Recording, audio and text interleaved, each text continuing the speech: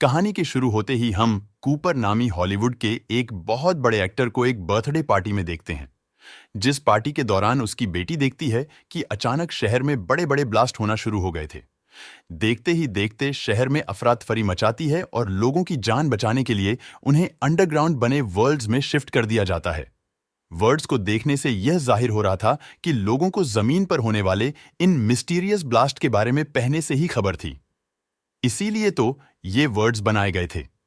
वक्त गुजरता है और 219 साल बाद हमें दोबारा इन वॉल्स को दिखाया जाता है, जहां इंसान अपनी नॉर्मल जिंदगी गुजार रहे हैं। जमीन तो मानो पूरी की पूरी तबाह हो चुकी है। ऐसा नहीं है कि जमीन के ऊपर कोई रहता ही नहीं। जो लोग रहते हैं उनकी बॉडी में जमीन के खतरनाक एनवायरनमेंट की वजह से रेडिएशंस पाई जाती है। गहद की वजह से जमीन के ऊपर रहने वाले लोगों के पास खाने को ज्यादा कुछ नहीं। ऐसे में वो अपनों को ही नुकसान पहुंचाते हैं।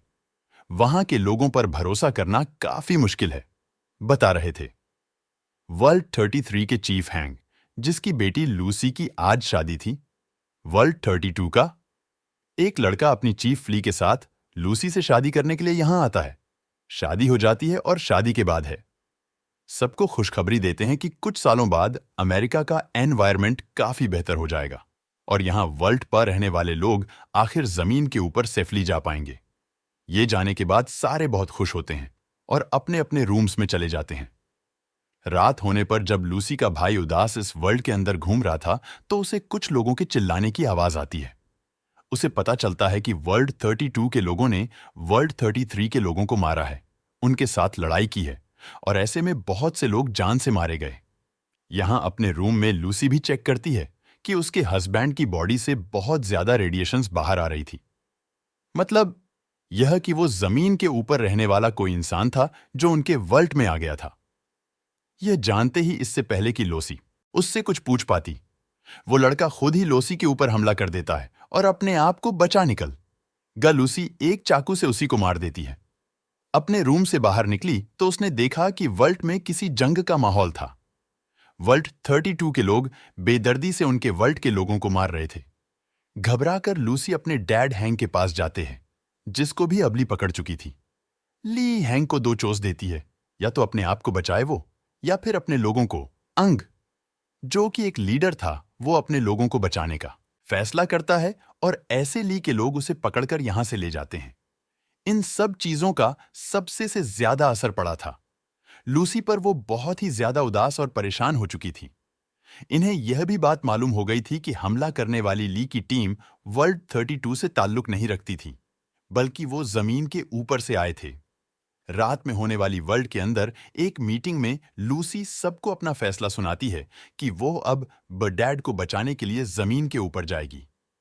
कोई भी लूसी का इसमें साथ नहीं देना चाहता था, क्योंकि सबको यह बात मालूम थी कि जमीन के ऊपर रहने वाले लोग बहुत ही खतरनाक बन चुके हैं। अगर ये लोग ऊपर बढ़ गए तो वो इन्हें मार खाएंगे। लूसी किसी की बातों में नहीं आती और अपने भाई की हेल्प से आखिर इस वर्ल्ड से बाहर निकल आते हैं। गैर कानूनी तौर पे लूसी को इस वर्ल्ड से बाहर निकालने की वजह से लूसी के भाई को वर्ल्ड के लोग बंदी बना लेते हैं। यहां लूसी के साथ अब हम बाहर की दुनिया का तबाह हुआ सीन देखते हैं। जगह जगह लाशें और हाजे पड़े थे। टूटी फूटी बिल्डिंग्स रेत से भरी थीं। लूसी इन सारे हालात को देखकर घबराती नहीं, क्योंकि वो पहले से ही माइंड बनाकर आई थी। सनक ठोकर हमें यहां पे रहने वाले इंसानों को दिखाया जाता है जो ऐसे बिल्कुल नहीं लग रहे थे।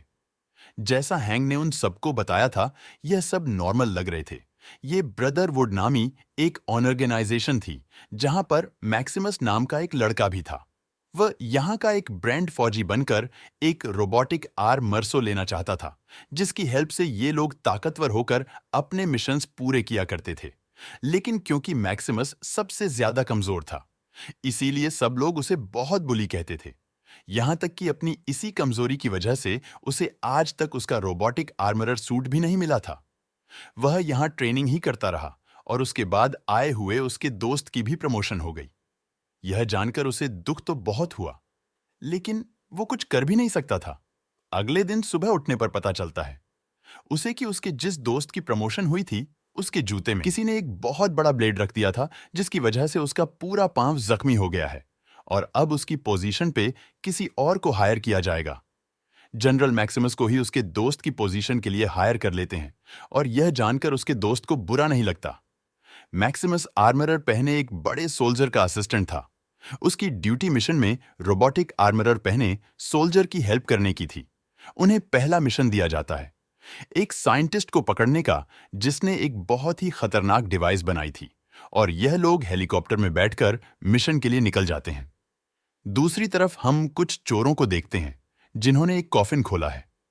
कॉफिन के अंदर से ही निकलने वाला इंसान कोप था, वही हॉलीवुड एक्टर जिसे मूवी के स्टार्ट में दिखाया गया था। असल में वो पुराने वक्त में तो मर गया था, लेकिन अब कूपर को एक खास केमिकल की मदद से जिंदा किया गया। जिंदा होने के बाद वो इंसान नहीं रहा, बल्कि एक घाव नामी एक क्रिएचर में बदल गया कि चोर कोबर को उसी साइंटिस्ट की लोकेशन के बारे में बताते हैं जिनके बीजे ब्रदरहुड ऑन ऑर्गेनाइजेशन के लोग भी पड़े थे, री मैक्सिमस। जिस साइंटिस्ट को मारने के मिशन पे था, लोकेशन का पता चलते ही कुबर इन तीनों चोरों को मारकर साइंटिस्ट को पकड़ने के लिए यहां से निकलता है। फाइनली अब हम साइंटिस्ट से मिलते हैं जिन्होंने एक ऐसा केमिकल बनाया था जो पूरी दुनिया को बेतहाशा एनर्जी दे सकता था। इस केमिकल के जहां बहुत से फायदे थे, वहीं नुकसान भी, ताकि कोई इसका बुरा इस्तेमाल ना करे। साइंटिस्ट ने इस केमिकल की बोतल को अपने गर्दन के अंदर फिक्स कर लिया था। अगले सीन में हम मैक्सिमस को देखते हैं जो अपने सीनियर सोल्जर के साथ था। ये सीनियर सोल्जर मैक्सिमस से बहुत ही टट-पटांग के काम करवा रहा था। उसे नीचा दिखाने के लिए मैक्सिमस को गुस्सा भी आता है, लेकिन वो कुछ नहीं कर सकता था। ये लोग अब अपनी मंजिल पर पहुंच जाते हैं जहां से इन्हें आगे बढ़ना था, और तभी अचानक एक ताकतवर भालू जिसको जमीन की रेडिएशंस ने पागल कर दिया था, वह आर्मरर इस सीनियर सोल्जर के ऊपर अटैक कर देता है। वो बिल्कुल इस सोल्जर को मारने माना था कि इसकी जान बचाने के लिए पीछे से मैक्सिमस उसके ऊपर अपनी गन से हमला करता है। अब सीनियर सोल्जर, जिसे मैक्सिमस का शुक्रिया अदा करना चाहिए था, वो अभी भी मैक्सिमस को बुरा भला बोल रहा था और उसे आर्मरर सूट से बाहर निकालने को कह रहा था। मैक्सिमस गुस्से में उसे आर्मरर सूट से बाहर नहीं निकालता और जख्मी होने की वजह से सोल्जर उसी सूट के अंदर मर जाता है। मैक्सिमस उसको उसके रोबोटिक आर्मरर से बाहर निकालता है, उसे दफनाकर उसका ये सूट अपना बना लेता है। उसका आज ख्वाब पूरा हो गया था।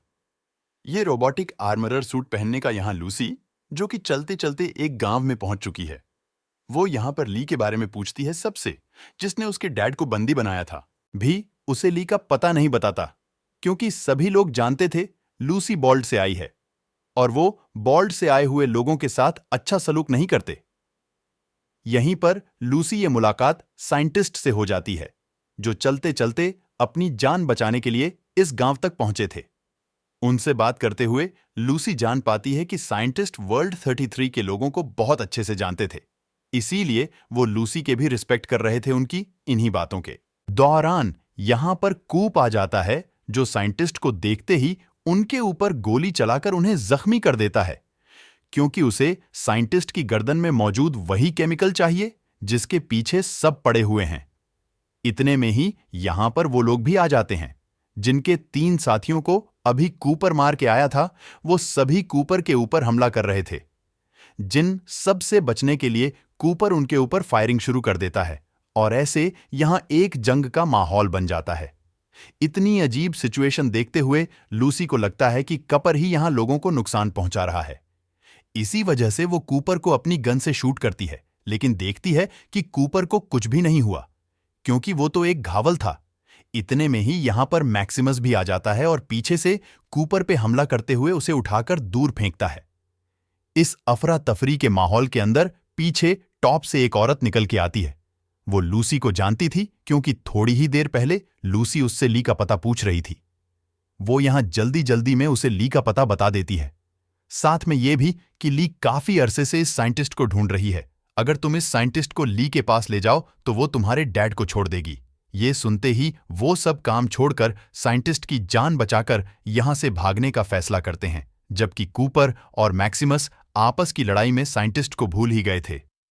मैक्सिमस उठाकर कूपर को जगह जगह फेंक रहा था, और फिर कूपर जब इन सब चीजों से दंग आ जाता है तो वो आकर मैक्सिमस के रोबोटिक आर्मरर सूट की एक वायर निकाल देता है। ऐसे वो खराब हो गया और मैक्सिमस अब उसमें फंस कर रह गया था। यहां हम देखते हैं कि साइंटिस्ट कूपर के किए हमले के बाद जख्मी होने के बावजूद भी लूसी के साथ आगे बढ़ते जा रहे थे।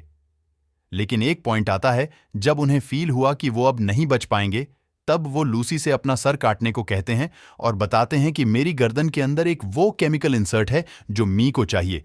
ये लेने के बाद ली तुम्हारी डैड को आजाद कर देगी और तुम्हारा काम बन जाएगा।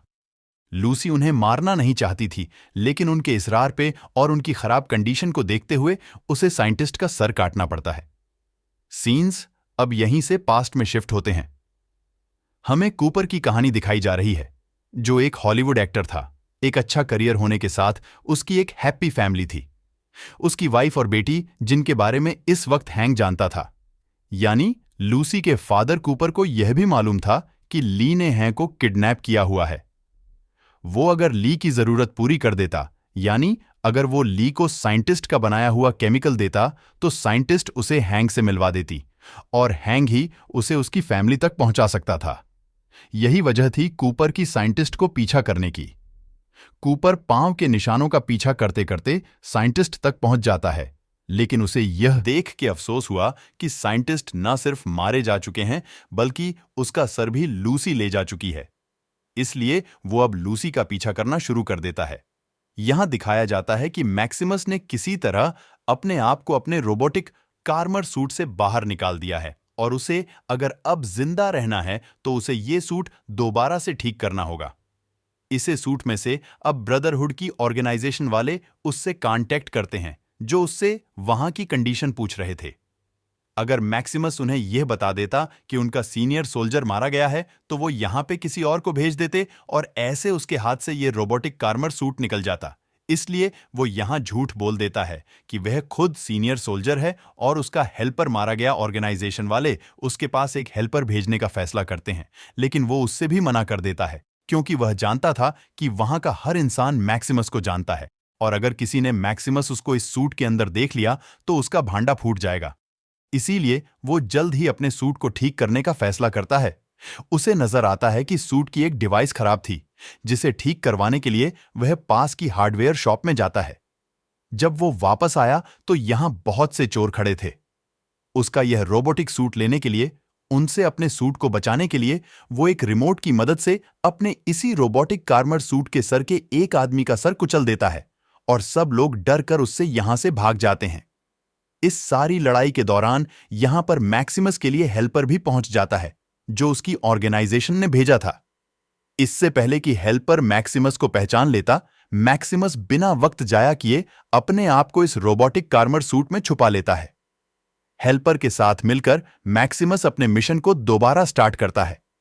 यहां लूसी, जो साइंटिस्ट के सर को लेकर चलते चलते एक नदी के पास पहुंची थी, अचानक यहां उसके ऊपर एक अजीब सी क्रिएचर हमला कर देती है। अपने आप को बचाने के चक्कर में उसे साइंटिस्ट के सर का ख्याल ही नहीं रहता और वो क्रिएटर साइंटिस्ट के सर को खा जाते हैं।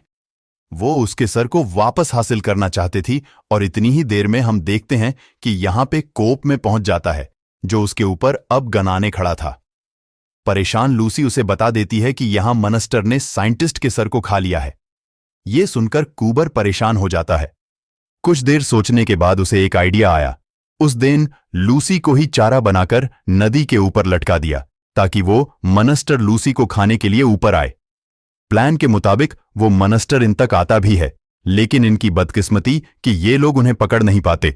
नदी की दूसरी तरफ मैक्सिमस और उसका हेल्पर थे मॉन्स्टर उन परे हमला करने के लिए आगे बढ़ जाता है। वो एक ही टके में मैक्सिमस के हेल्पर को अपने मुंह में पकड़ लेता है। इससे पहले कि वो आदमी को पूरी तरह खा लेता, मैक्सिमस अपने आर्मरर की सारी ताकत लगाते हुए अपने हेल्पर को इस मॉन्स्टर के मुंह से बाहर खींचता है। ऐसा करते हुए मॉन्स्टर को एक बहुत जोर की उल्टी आती है, जिसकी वजह से हेल्पर भी उसके मुंह से बाहर निकल जाता है और साथ में साइंटिस्ट का हेड भी, जिसे लेकर मैक्सिमस ने आगे बढ़ना शुरू कर दिया था।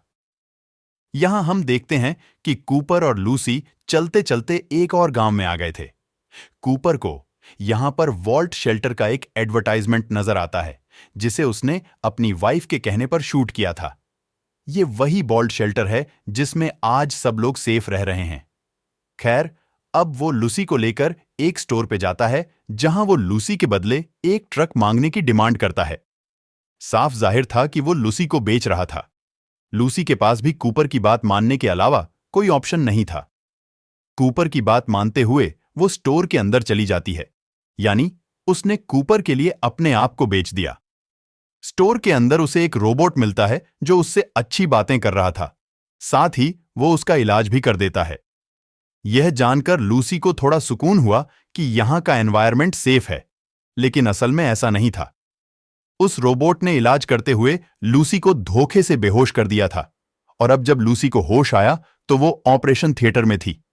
ये रोबोट एक ब्लेड के से उसके जिस्म के बहुत से ऑर्गन्स को निकालने वाला था, जिसके बाद लूसी को एक घायल बना दिया जाता, यानी कूपर जैसी क्रिएचर। लूसी देखती है कि यहां पे और भी बहुत सी घावल अजीब सी केमिकल वाली ड्रिप लगवाने आए थे जो घावल्स को जिंदा रखा करती थी, और अपनी इसी ड्रग्स को बेचने के लिए यहां के लोग इंसानों को मारकर घायल बना देते थे। उसे यहां अपनी जान बचाने के लिए इस रोबोट को रोक देती है और यहां से भागने की कोशिश करती है। इस वक्त पर स्टोर में बैठे हुए इंसान भी उसके ऊपर हमला करते हैं, और इनसे अपनी जान बचाने के लिए, इन्हीं अपनी डिफेंस के लिए लूसी भी उन्हें अपनी गन से शूट करके मार कर स्टोर से बाहर निकल आती है। बाहर आते हुए लूसी वो केमिकल भी अपने साथ ले आई थी जिसकी वजह से हुल जिंदा रहते थे। बाहर आकर वो देखती है कि कूपर उस केमिकल के ना मिलने की वजह से बेहोश हो चुका है, इसीलिए वो बाहर आकर कूपर को वो केमिकल इंजेक्ट कर देती है। सीन का टोकर हमें वॉल्ट 33 का सीन दिखाया जाता है। यहां पर हैन की जगह अब एक औरत ने संभाली थी, यानी वो यहां की लीडर बन गई थी, और इस लीडर ने मिशन बनाया था वॉल्ट 33 के साथ साथ सभी वर्ड्स के ऊपर कब्जा करने का, जिन्हें ली और उसके लोग बर्बाद कर गए थे। इस चीज से सभी लोग तो खुश थे, लेकिन लूसी का भाई नहीं, पर वो ज्यादा कुछ कर भी नहीं सकता था। अपने लीडर की बात मानते हुए वो दूसरे वर्ल्ड जाता है और सबसे पहले वहां का सिक्योरिटी सिस्टम चेक करता है कि आखिर इस वोल्ट का दरवाजा खोला किसने था। उसे पता चलता है कि वोल्ट का दरवाजा खोलने वाला कोई वर्ल्ड के अंदर रहने वाला इंसान नहीं था, बल्कि बाहर से ही किसी ने इस वर्ल्ड का दरवाजा खोला था, जो तकरीबन नामुमकिन था। वर्ल्ड का दरवाजा हमेशा अंदर से ही खुलता था। वो दरवाजे की खोलने वाले इंसान का जब फिंगरप्रिंट चेक करता है तो यह उसकी मॉम का था। ये जानकर वो पूरी तरह शॉक रह जाता है, क्योंकि उसे तो कई साल पहले बताया गया था कि उसकी मॉम मारी जा चुकी है। या दूसरी तरफ हम मैक्सिमस को देखते हैं, जो साइंटिस्ट का सर मिलने पर बहुत खुश था क्योंकि उसने खुद ही मिशन पूरा कर लिया था। साथ ही उसका साथी भी खुश था। अगले दिन ये लोग वापस अपनी बेस में चले जाते, लेकिन इससे पहले ही मैक्सिमस के हेल्पर को उसकी सच्चाई पता चल जाती है कि असल में वो कोई सीनियर सोल्जर नहीं बल्कि मैक्सिमस है, जो खुद एक हेल्पर था। ये सच्चाई जानते ही वो मैक्सिमस से लड़ने लग जाता है, और क्योंकि वो यह बात जानता था कि वो इस रोबोट से नहीं लड़ सकता, तब वो मैक्सिमस को हराने के लिए उसके रोबोट की बैटरी बाहर निकाल लेता है। ऐसे मैक्सिमस इस रोबोटिक सूट में फंस चुका है, और यह हेल्पर उसे इसी सूट में मरने के लिए छोड़कर साइंटिस्ट का सर लेकर यहां से भाग जाता है। अगले दिन तक मैक्सिमस यहीं खड़ा रहा। उसके ऊपर अब बहुत बड़े बड़े कोकरोच ने भी हमला कर दिया था।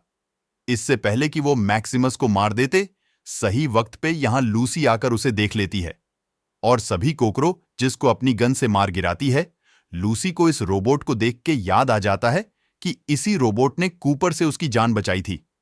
इसीलिए वो इस रोबोट का हेलमेट खोलती है और अंदर उसे मैक्सिमस नजर आता है, जिसकी मदद करने के लिए वो उसे इस सूट से बाहर निकालती है।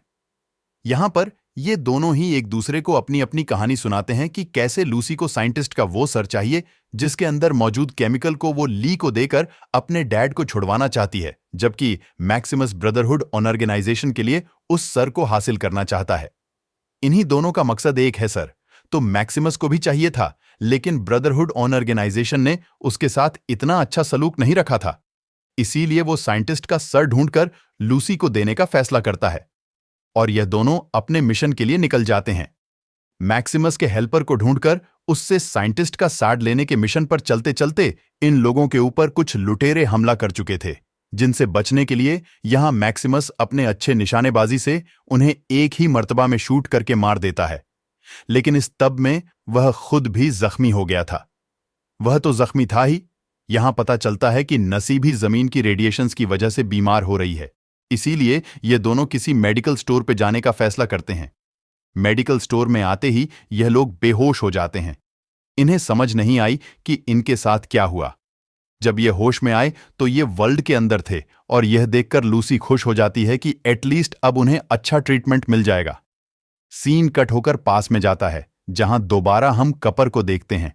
कूपर वॉल्ट शेल्टर्स के लिए ही ऐड कर रहा है, वो भी अपनी वाइफ के कहने पर, क्योंकि वॉल्ट शेल्टर बनाने वाली कंपनी में उसके शेयर्स हैं और वो इस प्रोजेक्ट को लेकर काफी ज्यादा सीरियस है।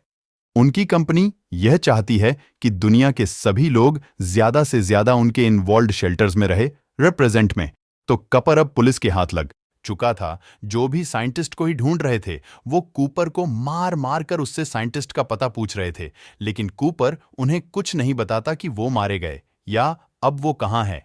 यहां वॉल्ट शेल्टर के अंदर लूसी और मैक्सिमस के पास दो डॉक्टर्स आते हैं। एक उन्हें बताती है मैक्सिमस की मदद करने के लिए।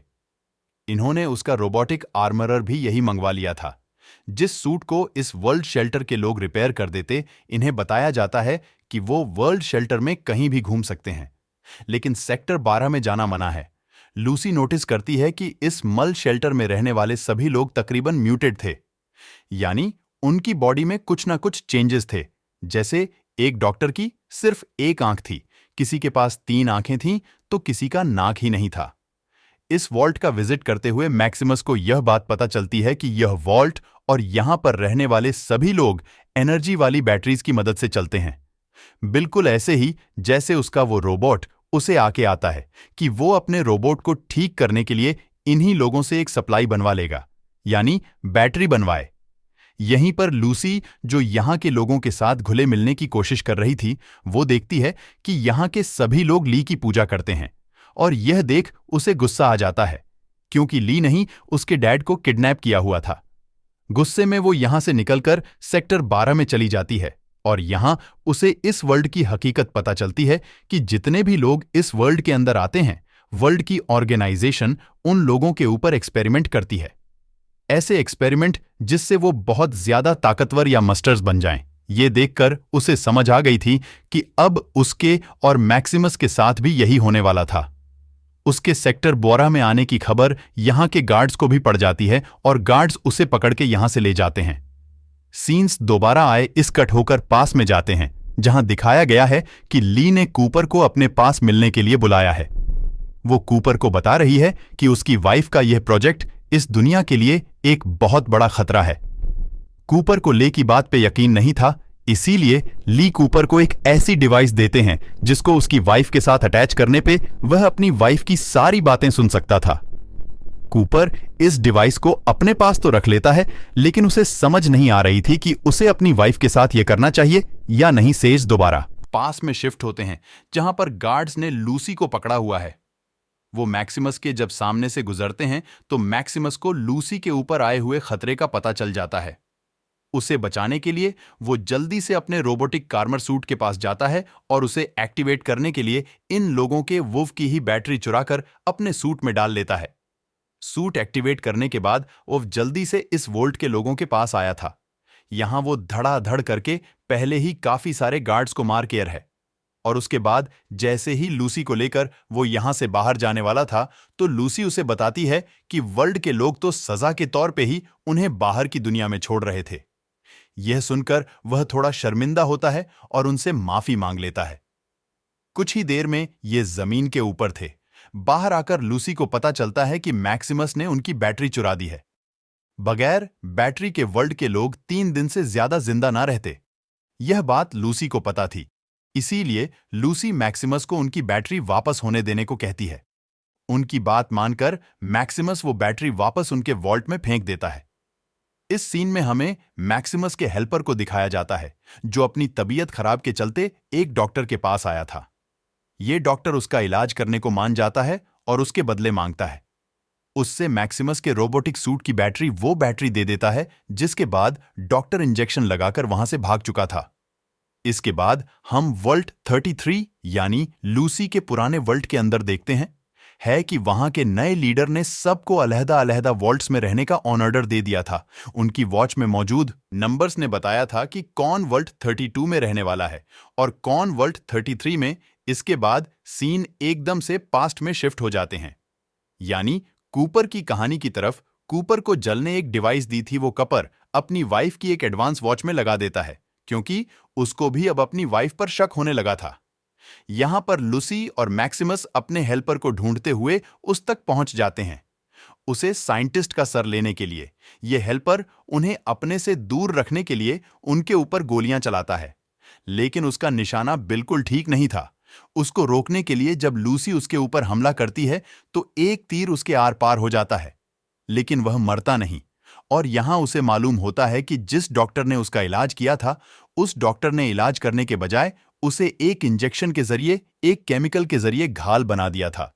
और यह बात अगर ब्रदरहुड ऑर्गेनाइजेशन को पता चलती तो वह खुद इसे मार देते। इसके लिए बेहतर यही था कि वह साइंटिस्ट का सर मैक्सिमस को देता और खुद उनकी रग ऑर्गेनाइजेशन से दूर चला जाता, ताकि वह जिंदा रह पाए। पता चला कि मैक्सिमस के हेल्पर ने यहां पर अपनी ऑर्गेनाइजेशन को पहले से बुलाया हुआ था, वो सर लेने के लिए जिनके हेलीकॉप्टर्स अब मैक्सिमस और लूसी को आसमान में नजर आ रहे थे। यहां मैक्सिमस अपना मिशन छोड़कर, अपनी तरक्की के सारे चांसेस छोड़कर लूसी को साइंटिस्ट की गर्दन दे देता है, ताकि उसके जरिए लूसी अपने डैड को छुड़वा ले, और खुद वो पास पड़ी हुई एक मुर्दा इंसान की बॉडी का सर काट के उसके चेहरे का बुरा हाल कर देता है, ताकि कुछ देर के लिए ब्रदरहुड के लोग उसकी इस चाल से डिस्ट्रैक्ट हो पाएं। मैक्सिमस को लेकर ब्रदरहुड के लोग अपनी बेस में पहुंच जाते हैं, और इनका जर्नल वो सर देखकर फौरन समझ जाता है कि ये उस साइंटिस्ट का सर नहीं। यहां हम देखते हैं कि फाइनली लूसी भी ली के पास पहुंच चुकी है। अपने डैड को छुड़वाने के लिए उसके हाथ में साइंटिस्ट का सर देखकर ली बहुत खुश होती है, और यहां उसे एक बहुत बड़ी सच्चाई बताने लगती है। उसे कुछ बताता देखकर हैंग, यानी उसके डैड, कहते हैं, लूसी, इसकी बात बिल्कुल मत सुनना।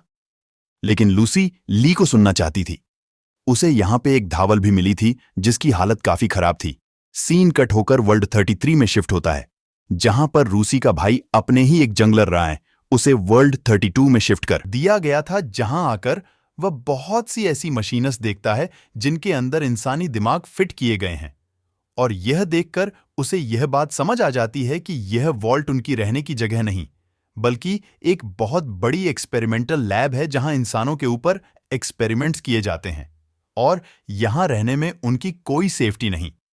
सीन्स गिरी से पास्ट में शिफ्ट होते हैं, जहां पे कूपर अपनी वाइफ के एडवांस वॉच के अंदर लगाई हुई डिवाइस की मदद से उनकी बातें सुन रहा था। वो एक ऐसी मीटिंग में थी जहां पे बहुत से बड़े बड़े मुल्कों के प्रेसिडेंट या प्राइम मिनिस्टर आए हुए थे। साथ ही यहां बहुत से अमीर लोग भी थे। ये सब लोग इंसानों के ऊपर कुछ खुफिया एक्सपेरिमेंट्स करना चाहते थे। यह बात जब कूपर को पता चलती है तो वह बहुत ही ज्यादा शॉक रह जाता है। उसने अपनी वाइफ को क्या समझा था और वह क्या निकली कूपर को। और यह बात पता चलती है कि वह इंसानों को इमोर्टल बनाना चाहते थे, यानी ऐसा कि वह कभी ना मरे, और साथ ही बहुत ज्यादा ताकतवर भी। और इसी काम के लिए कूपर की वाइफ उसके पैसों से बड़े बड़े वर्ल्ड्स बना रही थी, जिसके अंदर रहकर हर साइंटिस्ट, हर ऑर्गेनाइजेशन अपनी मर्जी के एक्सपेरिमेंट कर पाएंगे। जैसा हम देख भी चुके हैं कि वर्ल्ड 32 में इंसानों के ब्रेन पे एक्सपेरिमेंट हुए। सबसे ज्यादा दुख और शौक की बात यह थी कि ये जो दुनिया बर्बाद हुई थी, ये भी उन्हीं के प्लान की वजह से इन सब मुल्कों ने मिलकर डिसाइड किया था कि वो अमेरिका के साथ साथ बड़े बड़े मुल्कों को अपने ही एटॉमिक हमले से तबाह कर देंगे। जमीन का एनवायरनमेंट ऐसा खतरनाक बन जाएगा कि लोगों को यहां से कहीं और जाना पड़ेगा। सेफ रहने के लिए लोग बोल्ट्स के अंदर ही आएंगे, और ऐसे उन्हें एक्सपेरिमेंट करने के लिए कभी इंसानों की कमी नहीं होगी। अब कूपर की वाइफ यह साबित करने के लिए कि उसका यह प्रोग्राम बिल्कुल सेफ है, सबसे कहती है कि हमारे एटॉमिक हमलों की वजह से जो रेडिएशंस खारिज होंगी वो सिर्फ 100 सालों में खत्म हो जाएंगी, और हमारे एक्सपेरिमेंट इंसानों को हजारों साल की लाइफ दे देंगे। ऐसे 100 साल बाद सब लोग अपनी नॉर्मल लाइफ दोबारा से जीना शुरू कर देंगे। यह बात सुनकर सभी प्रेसिडेंट कूपर की वाइफ का कॉन्ट्रैक्ट साइन कर लेते हैं, और इसी दौरान कूपर की वाइफ को कूपर के बारे में भी पता चल जाता है कि वह उसकी सारी खुफिया बातें सुन रहा था।